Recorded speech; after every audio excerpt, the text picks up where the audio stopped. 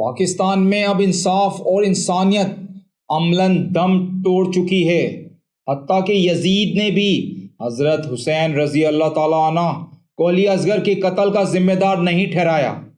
ہماری پولیس، عدالتیں اور اسٹیبلشمنٹ ناانصافی، ظلم اور جبر کی آخری یزیدی لکیر کو عبور کر چکی ہے۔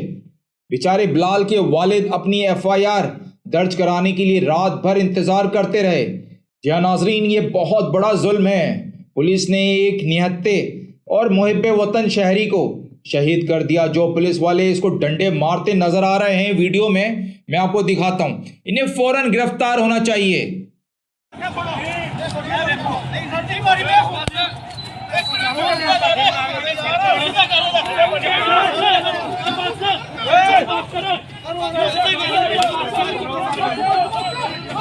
جو پولیس والے اس کو ڈنڈے مارتے نظر آ رہے ہیں ویڈیو میں، انہیں فوراً گرفتار ہونا چاہیے۔ الیکشن شیڈول آنے کے بعد دفعہ 144 ختم ہو گئی۔ معروف قانون دان اعتزاز احسن کی سنیں اب ذرا۔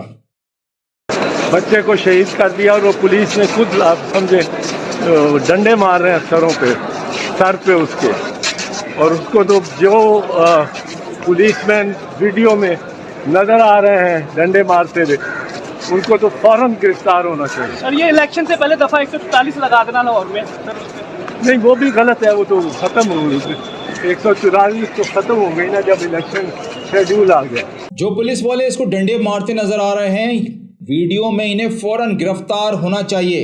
الیکشن شیڈول آنے کے بعد دفعہ 144 ختم ہو گئی۔